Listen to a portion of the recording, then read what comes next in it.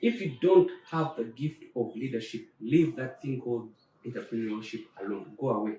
You're going to be frustrated. Look at the leaders and look at the things, even from a presidential level, because coming from a presidential election. Yes. Look at the way the candidates have been speaking. Just very few are decent people, but others take pride in insulting. Welcome yet again to another episode of the podcast on Uganda. Today we're in luck. We have an economist on the podcast. And as you know, the podcast is about achieving a middle-class economy. So we have none other, Arnold Spencer Turwomwe. He has a master's in economic policy and management, but also studying a PhD in energy economics and governance. Can you imagine? So this is the caliber of people we have on the podcast, just for them to share what their insights are and help us in identify what's going to help Uganda achieve the middle class economy in 2040. Welcome to the podcast. Thank you, Aggie. It's a Saturday afternoon, very hot in Kampala, and every time I have a conversation with this gentleman, I always feel like my thoughts have been provoked. He's always having interesting conversations, and today I want him to demystify the conversation around finance and spirituality, because we have this conversation a lot. Most of the time I don't understand what he's talking about, but maybe you patriots will be able to understand what he's saying today. So, why do you think there's a connection between people's finances and spirituality? Okay, once again, thank you for hosting me on your podcast, Patriots, and good afternoon to everyone. So there's two things, Aggie, in regard to spirituality and finances. I'm going to hit it from two perspectives. One, from the perspective of somebody who's spiritual, and then the second perspective is from somebody who's not very spiritual, who doesn't believe in spirituality. So let me start with the people who are not very spiritual.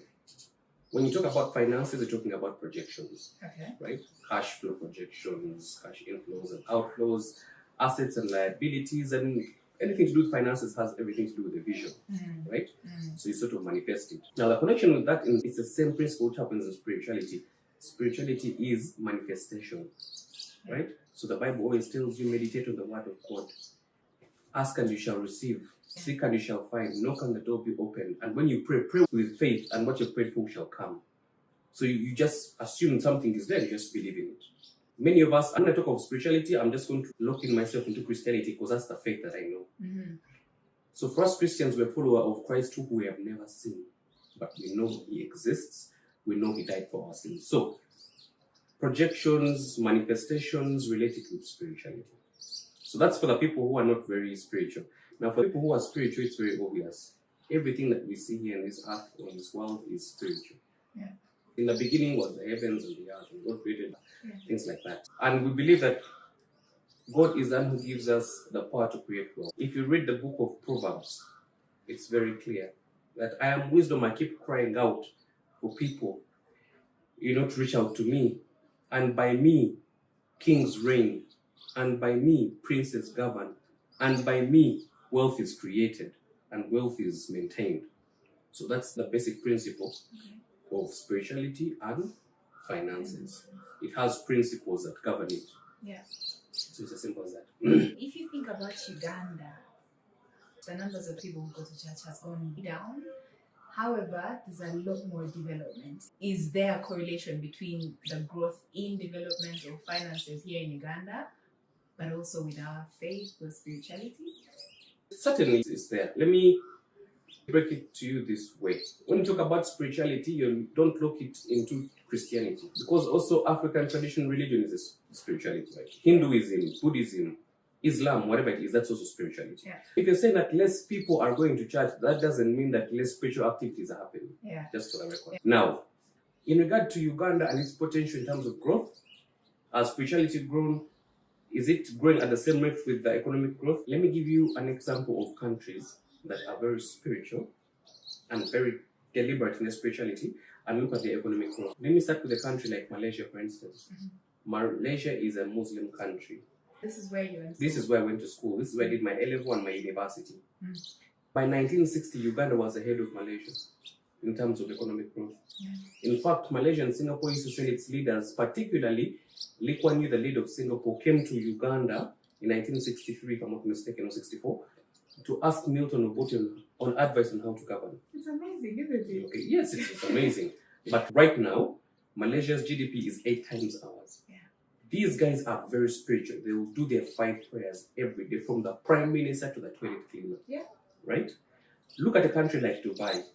Dubai's GDP is over $400 billion, right? Dubai has, I think, a quarter of our population, if I'm not mistaken, about maybe 10 million people, of which 2 million, about 2 or 3 million are the real Emiratis. Yeah. Okay? Yeah. But their discipline is just immense. It's just impressive when it comes to spirituality. 5 a.m. everyone is going to the mosque until all the 5 prayers are done. Yeah. No alcohol is allowed to be given in open places. Look at Saudi Arabia. So if you're talking about spirituality, you can see this spiritual discipline is largely linked to serious economic growth. Yes. So in Uganda, I think that if you are very spiritual people, because spirituality comes with discipline, right? It's a discipline. And you can't grow your finances without discipline. That's another issue that maybe I can connect to people who are not very spiritual. Yeah. Spirituality is a discipline and finances is a discipline. So if Uganda were very disciplined people, for example, the Lord is very clear in the Bible. There are certain people, and it's very clear, who will not inherit the kingdom of heaven. It's very clear. People who are sexually perverse, and be it a homosexual, be it an adult, or be it whatever it is. People who are greedy, people who are thieves, people who slander. Those are people who it is guaranteed. Idolaters, it's guaranteed you're not going to enter the kingdom of heaven. You're not going to inherit it. With that level of spirituality, you can't be corrupt. You cannot be corrupt. You can't be greedy. You can't be slanderous. Remember, I think some time back I was having a conversation with you and I was telling you that if you want to see the level of people, the hearts of the people the leaders that are taking this country, look at the things that come out of their mouths, because the word is very clear. It is not what goes into a man's mouth that defiles him, but rather what comes out. So look at the leaders and look at the things, even from a presidential level. Was coming from a presidential election. Yes. Look at the way the leaders have been speaking, the presidential candidates have been speaking. Just very few are decent people, but others take pride in insulting. It shows you what is in people's hearts. And that also connects, I don't know if I'm moving fast, but it's sort of connected to Uganda. In spirituality, we have territories. So if you go to Ephesians 6, verse 12, it says that, for we do not wrestle against flesh and blood, but against principalities, against powers, against rulers of this dark world, and against spiritual wickedness in heavenly places or in high places. It shows you how the spiritual world is in terms of territories. Now, this principality is the top boss, right? It comes and marks its territory. And this principality, or this prince, the prince is the one who governs the principality. This prince, it comes with its own traits and its own agenda. And it says, for example, I want people in this place to be poor. That's what it wants. Okay. So it recruits what we call powers. So powers come up with all sorts of schemes to keep people in poverty. These schemes have to be implemented by humans. The third level is rulers. If you read the Bible, in many cases when they say rulers, they mean physical human beings. Sometimes they mean spiritual rulers, but in most cases it means physical people. So it tells you come from principality. The prince gives its condition and says, this is what I want. Then it comes to a power. The power now sets up the agenda. Now the agenda is implemented by the rulers. You see what I'm saying? Now when the rulers start doing things that promote poverty, then from that poverty, spiritual wickedness comes in. Spiritual wickedness is things like God, witchcraft, very, very primitive things, funny things. Because of, when you're poor, you have so much envy. Also, that's connected to these countries which are very spiritual and they have high development, is because they are very clear on what prince they want to govern them. So these guys will wake up seriously every morning, Monday to Monday. There's a particular God that they worship, and they say that you God that we're worshiping, we're holding you to our projects. We want prosperity from you. So that prince that is governing them, or that God that is governing them, is also now forced to do certain things to make sure that certain levels. Yeah. But don't you think we're very spiritual in Uganda? I mean, in Kigali or Rwanda, they just sort of shuts holes on all these mushrooming churches, but we have quite a number. Don't you think we are quite spiritual? Okay, I say this. Spirituality, don't look Christianity to spirituality. Yeah. Any faith can be spiritual. Witchcraft is spiritual. Yeah.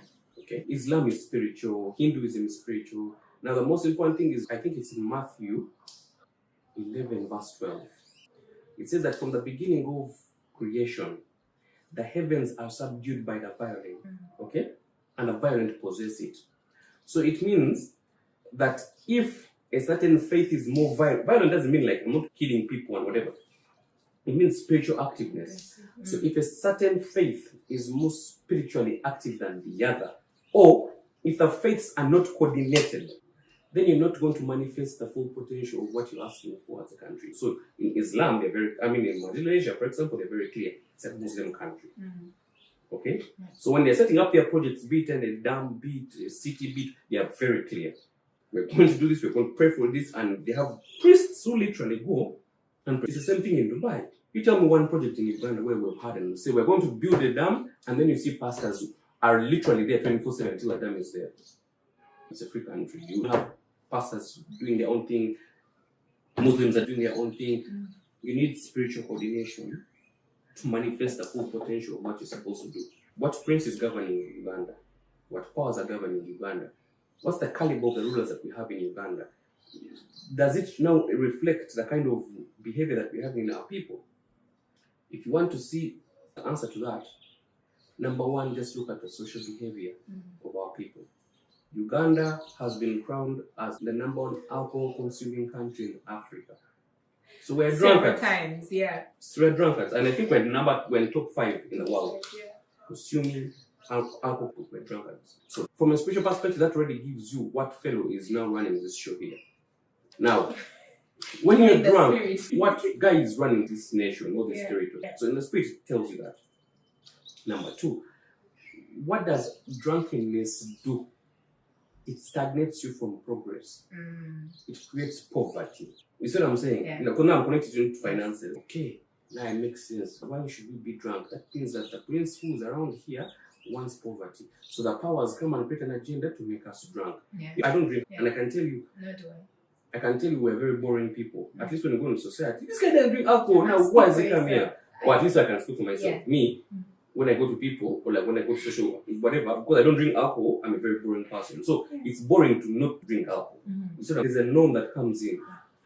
Man, Saturday we must all wake up like at 2 because on Friday we finished our salary in alcohol. You see what I'm saying? Then now we look at our rulers, the people who are in charge. Look at the characteristics. Do you know, Aggie, it's very cool to be corrupt. I think the effect of, I saw a meme on Instagram. Someone was living the life and said, I put a blind on my uncle's corrupt tendencies because it's cool to be corrupt. You see, the anger that is there against corruption is not necessarily because people are angry about corruption. It's because they don't have an opportunity to be corrupt. They will be blasting. I've really studied this corruption thing, and I'm telling you, it's more envy than actual patriotism. You see what I'm saying? So if you look at our leaders, guys openly do funny things. Open, like it's no longer shameful to be. You thug. You just thug money, and then the next thing you're driving, I don't know what. And then our leaders, it's now boring, or it's not attractive if you're not abusive.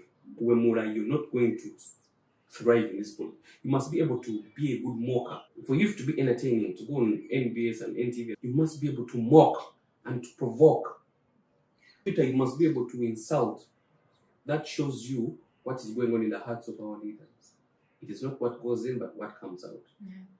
And I'm telling you, the certain leaders, I'll mention him one, like General Montshamonto. He has failed to get Masanyalaze because he's a decent man. He doesn't insult. And because he doesn't insult, kind of Masanyalaze, he's not going to do crowds. Simple as that.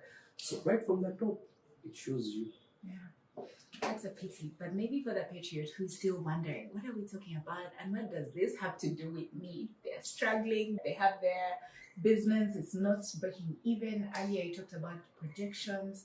What are the opportunities from your insights as an economist? You've done economic policy and management.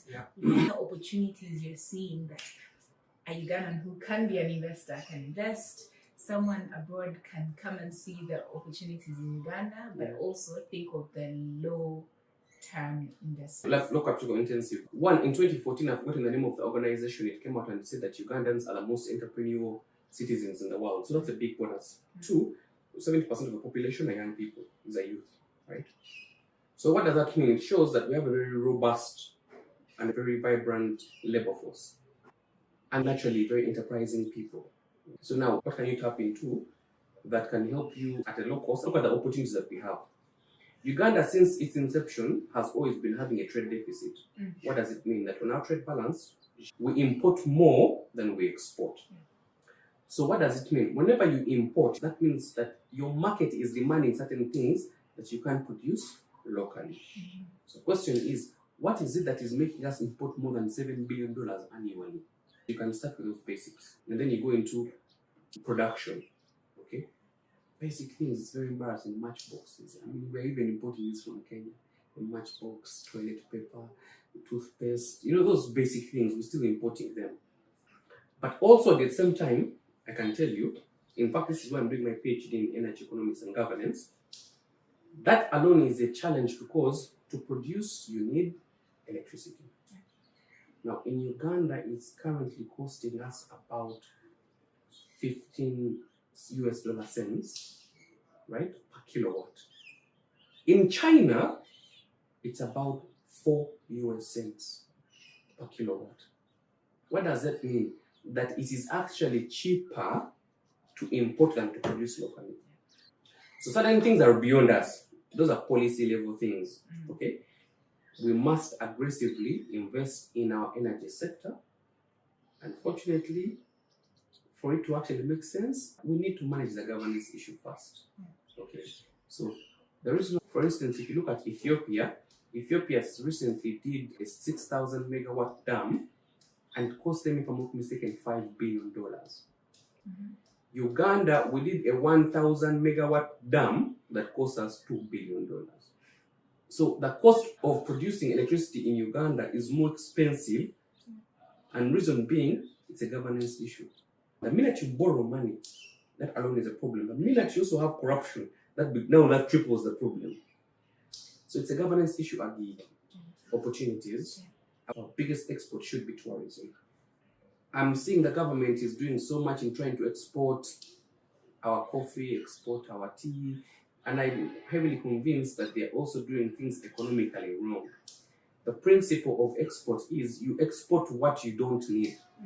So if you are producing 1,000 cars, for example, but somehow you consumed 800 vehicles, then you can export those 200. Or if there's something in your country which you don't need, for example, when I was in Malaysia, there was a disease called dengue fever. We don't have it here in Uganda. Assuming that there's a plant here which can treat dengue fever, but you don't have dengue fever, then you can export that plant. That's the basic principle of export. Export is risky because you're dealing with external factors which are beyond your control. Trump is threatening to put tariffs all over all the people who are going into the market. They can't control him. It's his right. He can do it. So I tell people, focus more on exporting services and products. What do I mean? Of the two, which one makes more sense to you? Me getting my coffee and putting it on a London shelf to compete with Brazilian coffee, to compete with Argentinian coffee, to compete with Ghanaian coffee, Costa Rica coffee, and all these other coffees, or me attracting the Muzungu from London to come to Uganda. And when he comes to Uganda, he says, "Can I have a cup of coffee?" I dictate what coffee he drinks. He won't tell me I want Brazilian coffee, right? Yeah. Which of the two makes more sense? Attracting the fellow to come here. So I think Uganda has been mismanaged. We failed to get this concept properly. We have a lot of things that we can attract people to come and invest in, or rather to come and see as tourists. Our ethnic diversity alone is enough. You know, tourism is more than just seeing a lion and its experience. Come and see how do Bahima do their things. They have cow. When a woman is going to get pregnant, they put you in a hut, they make you big. Yeah. You know, those are very impressive. You want to see these things when you're going to Banjula. You have to walk on your knees to show how strong you are as a man. When you go to the Karamajong, I think you're supposed to give them something like that. You throw a spear where the spear stops, where you split the cows. Those are very interesting things in Uganda. When you come into Uganda here for Kwanjula, you have to come with a portrait of the Kabaka, Tamblango Muganda. Those are very impressive things. We have many things that we can showcase as a country, as a nation, and then coordinate them. Yeah. You see, like how you go to Dubai and then there is the desert safari, then you go to IMG, and it's like a coordinated thing. So imagine just standing in Entebbe, you're here for 14 days, and you've gotten a chance to go to each of the 14 regions we have. Yeah. Coordinate it, go to Busoga, Karamoja. So it's a bay. The infrastructure should be able to facilitate all of that. Yeah. It should take you 2-3 hours to get to another sub-region to see how that is. Oh, it still goes back to the rulers, right? Yeah. I think if our patriots look inward, they're also able to determine or project what their growth would be from what you're saying. Yeah. And I was thinking about the 7 spiritual gifts you mentioned a while ago. Yeah. Would you talk more about these gifts? So I remember you saying, if you're not a leader and you're an entrepreneur, leave it. Okay, so it's the Bible says that our business is to build one another as one body in Christ. Mm-hmm. So if you go to Romans chapter 12, verse 6 to 8, Romans 12, 6 to 8, it talks about the spiritual gifts that Christ has given us, and the grace of God has given us to build one another as a body in Christ. Mm-hmm. The gifts are as follows. 1, leadership. And I'm not saying them in order. Mm-hmm. 1, leadership. 2, service. 3, encouragement. 4, teaching. 5, kindness. 6, mercy. 7, prophecy. Okay. Those are the 7 gifts that have been accorded to us by the grace of God. You can either have one or you can have all the 7 depending on your calling. Now, if you have a favor on your life, so for example, God has said, Aggie, I've put $1 billion on your name. That can never be changed by the way. Manifest it. Yes, once God has given it to you, that is it. The issue is how do you tap into that $1 billion? My advice is always go into those 7 and be very genuine at yourself and say, which of the 7 do I have? Or go to people who are genuinely very close to and know you properly and say, which of those do I have? Yeah. So for instance, if you have a gift of prophecy, don't go into business.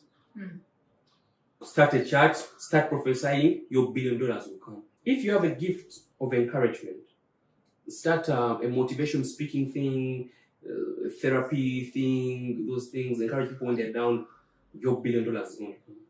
If your gift is in service, okay, go into serving people.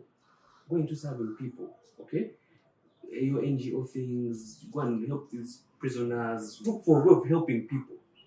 Your $1 billion through charity organizations or through government subsidies will come. If your gift is in kindness, start a charity. Okay. And kindness is a very tricky because people think, I like giving. No. That's another issue that I'll just shortly after this I'll talk about the principle of giving. Okay. You give sacrificial. Giving sacrificially is what I talk about kindness. So for example, if your budget is 10,000 shillings, for lunch you want to have chips and chicken and a soda, which is going to cost you 7,000. Yeah. Then Arnold comes to you and says, Aggie, you haven't eaten today. You can give me some money to eat. Aggie, if you give me 3,000 shillings, you can be able to have your 7,000 shilling meal. That's not sacrificial giving. No, it's not. You've given, but you're not given sacrificially. It must inconvenience you. So you should give me 5,000, so you won't have your chips and chicken and your soda. Maybe you can have your soda and your plain chips. That is what I'm talking about giving. So if you're kind, that's the kind of giving I'm talking about. Such a charity organization, your $1 billion God will provide it. If your thing is in mercy, go into these things of conflict resolution, whatever it is, your $1 billion will come in. If your gift is in teaching, go into teaching. If your thing is in leadership, go into leadership. Now, leadership is not just political. Leadership is also entrepreneurial because a leader has a vision bearer. So the patriots, especially those who are in entrepreneurship, who are trying to do business, if you don't have the gift of leadership, leave that thing called entrepreneurship alone. Go away. You're going to be frustrated because you're tapping into something. It's a very frustrating thing, I can tell you. Yeah. Vision bearing is not enough. You must also mobilize the resources necessary for you to implement your vision. So please, patriots, if you be genuine with yourself, if you're not a leader, if you're not a vision bearer, leave this thing alone. Tap for what is yours. Go into it. Right. And how do they find out? Like I've said, number one, you must know yourself. Some people don't know. Some people need more. Okay, then go and talk to people who you think know you, generally speaking. Okay, yeah. They will give you a chat. I was talking to a colleague and they're telling me there's what they call vision coaches. I've never heard of this thing. Okay. These are people who, when you have no plan for your life, Yeah. you don't know what you want to do. These people come and tell you, they train you how to know what to do. I find that very impressive, right?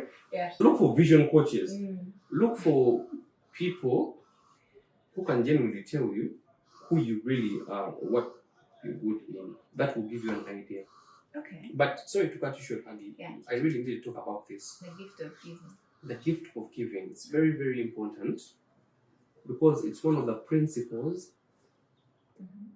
in spirituality, stroke finances. It's a basic principle. Okay.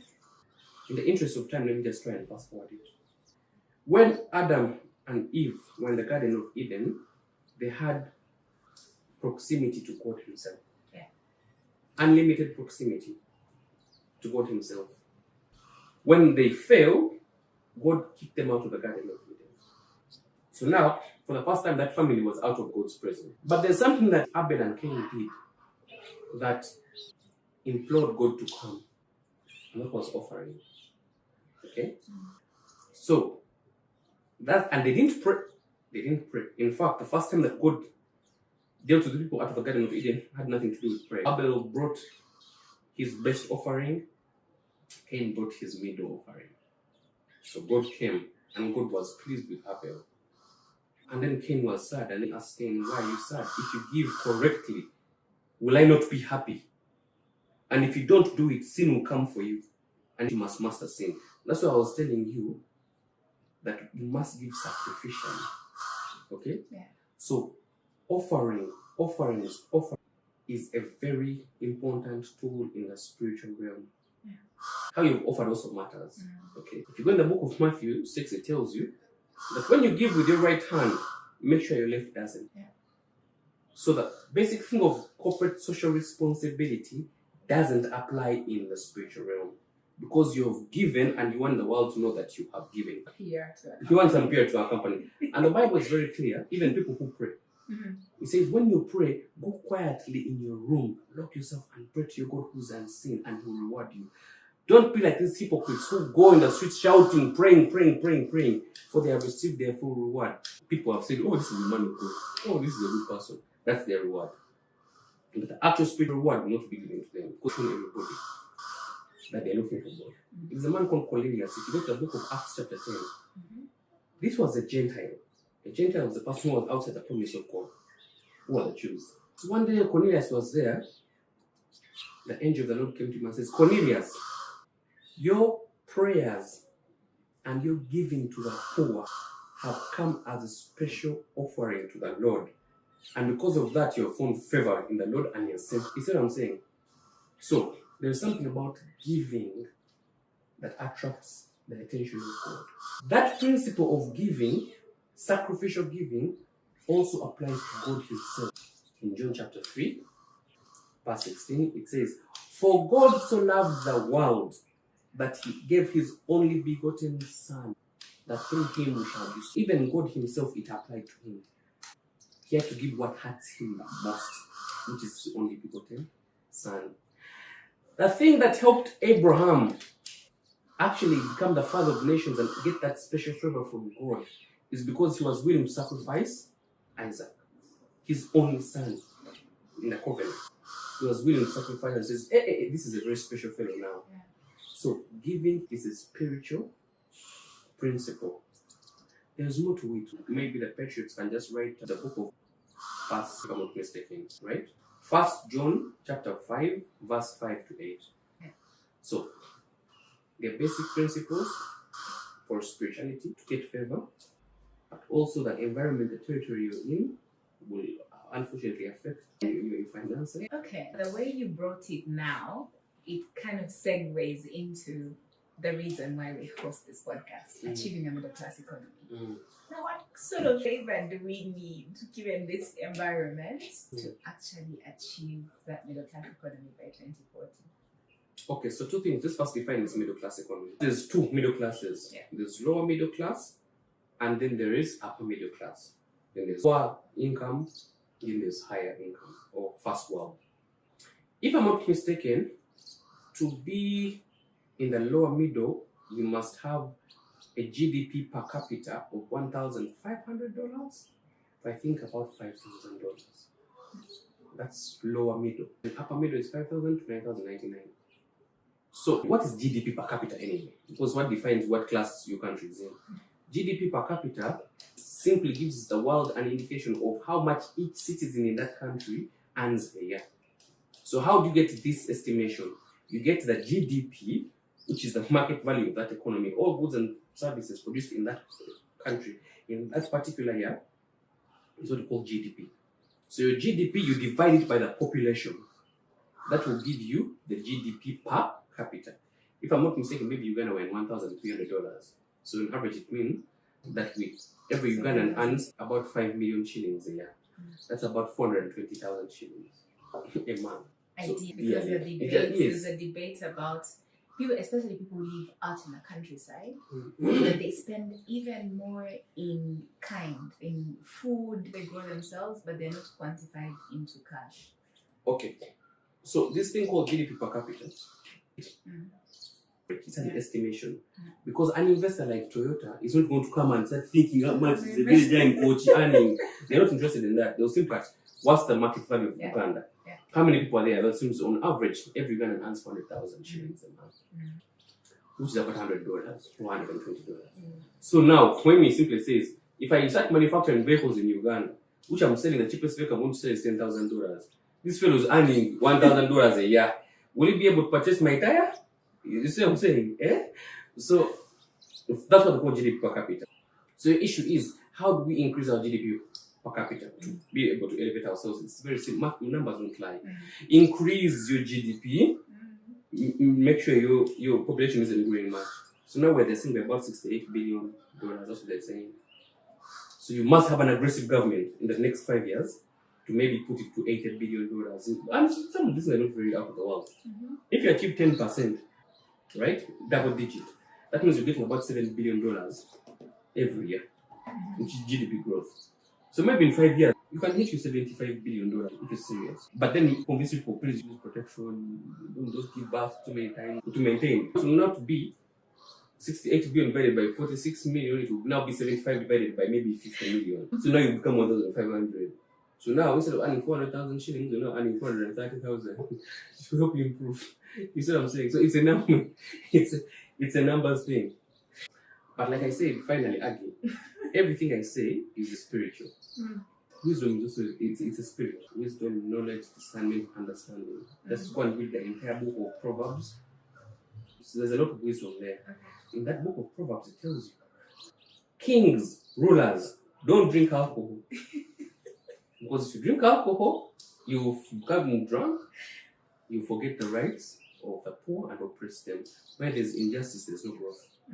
Where there's injustice, there's no growth. Okay? So, could that be why our president doesn't drink alcohol? President Museveni is anointed. He is openly speaking. President Museveni is an anointed man. The issue is anointed for what? You see, because also God is a generational God. Right? Each generation has its role to play. If you look biblically, every generation has its role to play. From Adam to Noah to Abraham, Isaac, to Moses, to Joshua. It keeps going until Christ himself, right? David. In fact, the first book in the New Testament is the book of Matthew. So when you read that new agreement, the first clause, Matthew chapter 1 verse 1 is, this is the genealogy of Jesus Christ, son of Abraham, son of David. That's the first thing they tell you, his bloodline. Okay? Generational. Abraham, David. So every generation has its role to play. So what's the role for this generation? Security, simple, and stability. And that's why they struggle. So I look at Uganda, if not Africa, from 1900 till date. And I've been really trying to understand what are these guys' anointings, right? A generation typically takes 40 years. 30 to 40 years. So I simplified it. So I got Uganda from 1900 till 2026 now. And for me, I broke it down into 4 generations. Not just Uganda, Africa. I broke it down into 4 generations. The first generation is the one which was born from 1900 to 1940. right? The white man calls it the silent generation. Personally speaking, I call it the founding father generation. Those guys fought for independence. And I think that their role was to fight for independence of Africa. And God gave it to them. Now, when they got this independence as Black Africa, they also inherited a system which was meant to oppress. So many of them, they mismanaged or they got drunk into that system that now they became the oppressor. They became tyrants. Okay? So it shocked them. Then God raised the next generation called, which I call the revolutionary generation. The white man calls it the baby boomer generation. Then born from 1941 to 1980. Right? This one birthed the 70s. Our parents.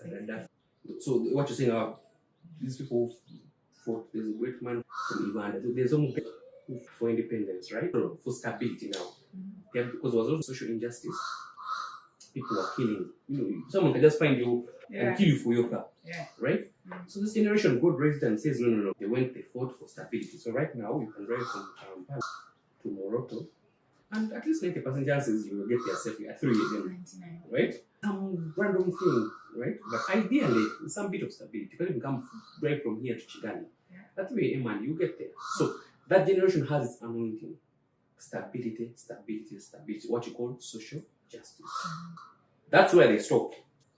The next generation, in my opinion, is the one which starts from 1981 to 2010. Where most of the patriots are. Most of the patriots are. I believe that our generation, our thing is one: economic superiority or supersonic economic growth. That is our anointing. What do we need to do? So that's what I'm telling you. If we look at the economic policies that the baby boomers are doing, they're just not making sense. The quickest I can give you is we have borrowed about $2 billion as Uganda to do the standard gauge railway from Malaba to Kampala, right? And East Africa has also borrowed money. Plus, this thing might be about $10 billion if you look at the whole thing. But the thing is this: what is the economic sense behind it? The economic sense is to import things at a cheaper rate. Does that make sense? Because we're borrowing money from the Chinese and the Turkish people. They're the ones who are going to construct it. We're borrowing money from them, then we give a contract to them. Then we pay them money to make sure that their goods reach us cheaply. You people, I don't understand. You see what I'm saying? We shouldn't laugh about this. No, it's a joke. Instead of getting $2 billion, invest it to improve your infrastructure and your energy and produce things locally. You're saying, no, let me make the Chinese richer. This thing just frustrates me until I realize it's just not their calling. So some of the things are basic common sense. Okay? Basic common sense. It's just not their calling. Yeah. If we had this generation of the economic boomers, if we had them in charge, some of these conversations would be easier. Okay? For instance, some of these things, it's very basic common sense. The Entebbe Express cost us $9 million per kilometer. We hit the world record. Uganda is known for that. We hit the world record. But that wasn't enough. The Kenyans were catching up with our record. So we decided to hit another record. We're doing the MPG, the second MPG Express. You know how much it cost us? $14 million. We're champions. That's what I'm saying. Per kilometer. And how long is It's about 40 kilometers, if I'm not mistaken. it? Crazy. I used to get frustrated till I understood that some of these things are not meant for these people. Yeah. So don't be frustrated. The only issue is the boomer generation or the revolutionary generation is trying to tap into an anointing that is not theirs. Yeah. And for as long as that is happening, you know that John chapter 10 verse 10 says, the enemy comes to kill, steal, and destroy. If there's one thing the enemy is very interested in killing and stealing and destroying, people think it's your life, but no. This guy is interested in what they call delay, your time. So there's a generation that has now tapped into a calling that is not theirs. And I'm telling you, for as long as they tap in, they'll just keep wasting our time. The world is moving forward. So finally, it's our generation. Yeah. Now, ours stops on economics. The next generation, which is the Gen Alpha, because the boomers, the Gen X's, the millennials, and the Gen Zs, that's one generation. Economic generation. The economic boomers is. The next generation, which is the Gen Alphas and the Gen Betas, their calling is one: technological advancement. Adi, I can tell you, patriots, I can tell you, don't deceive yourselves. that you're going to be innovators. I'm trying to do these simple things, but the real innovation is not you. It's not your calling, hasn't allowed you to do it. Okay. What you feed your body is what you feed your mind. Yeah. What you feed your eyes is what you feed your soul. Garbage in, garbage out. You come out of your gate, you see a pothole. Subconsciously, your mind is a pothole. No, I rebuke that. In lieu of meditation. It's not about rebuking. There's some things you can't control. Yeah. Okay? If you're there, Boda are driving as they want, subconscious you also become now mad. No, thank you. This explains what I'm saying is right. Yeah. I agree with your frustration. But it's the reality, Ali. Okay? Yeah. If you wake up and your population is drunk, is drinking alcohol, your population is drinking, eating chikomando, it doesn't have to be a bad thing. What you feed your body is what you feed your mind. So Which is one of the most and beans. Okay? Beans are nutritious. At what point are you taking them? One of the most innovative countries that we have is South Korea. They are very jealous of the diet of their children. Extremely jealous on the diet of their children. And if your kitchen at school is found wanting, 10 years jail. So they understand those basic concepts. Now, a generation like us who's supposed to be the economic boomers, we should be very conscious on understanding that the biggest asset that any country can have is the human resource. So you must jealously guard your human resource. What is feeding them? You know, China is the founder of TikTok, but they don't allow TikTok in their place. TikTok. You see what I'm saying? So that's why I said TikTok. So you spend 24 hours wasting time consuming stupidity. And it's very possible that you spend a lot of time. Yes, the whole day. And for them, they're protecting their environment. Some of these things, that's what I'm telling you. Now, if I go into that conversation with the revolutionary generation, they will dismiss me. It won't make sense. If I ask them, why do you need $2 billion to build a standard gauge rail? Why don't you invest that money in production here?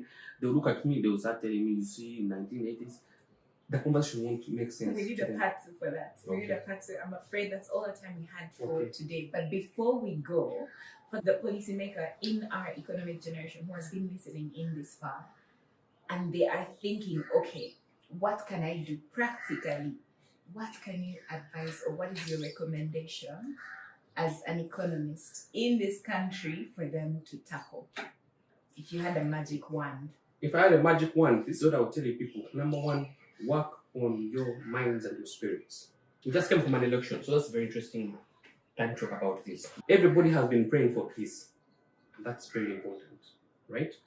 But I always tell people that peace is a result of something. Focus on what creates peace or what can create war. Yeah. The Bible is very clear. The foundation of a throne of God is righteousness and justice. Once you have those two, then you have everlasting peace. Now, when you have everlasting peace, then you can grow economically. When you grow economically, then your technological advancement can also come into play. So remember, this generation that we're talking about is a building block. So you leaders who are here, please, before you talk about all sorts of policies, first work on the justice issue. Today, you might see there's no injustice because it's not touching you. There's a fellow, I've forgotten his name, he said, they came for the socialists. Yeah. I kept quiet because I was a socialist. They came for the trade unions. I kept quiet because I wasn't a unionist. Then they came for me, and no one was there to speak for me because everybody was pleased. The judiciary needs as much tuning and support as possible. Yeah. Please, you policy makers, before you start thinking about your salaries and whatnot, work on the judicial sector. It's in bad shape. Land grabbing is everywhere. Human rights abuses are everywhere. And tomorrow it's you. Governments don't change. We had a discussion. Rather, governments change, but they don't stop. Yeah. Work on the judicial. When you talk of righteousness, it means being right. God is telling you, love me and love your neighbor. Do what is right for your neighbor. Yeah. Okay?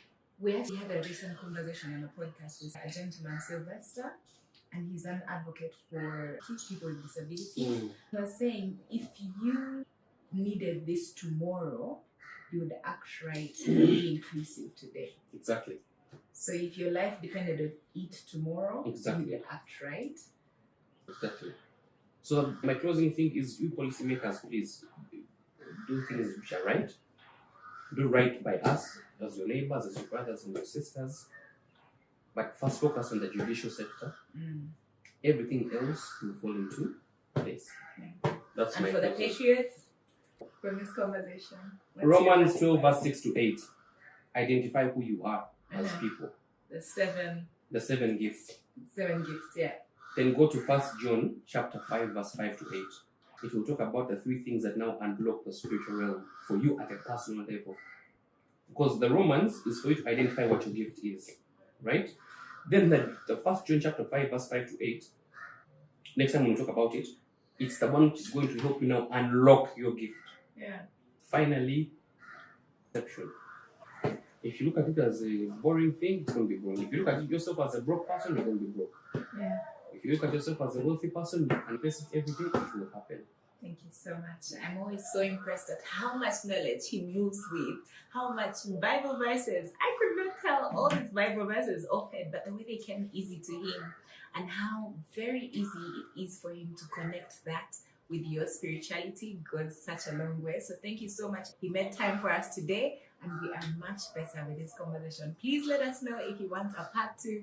Otherwise, the part 2 will be coming in very soon. And thank you so much. Thank you again, the Patriots, for hosting.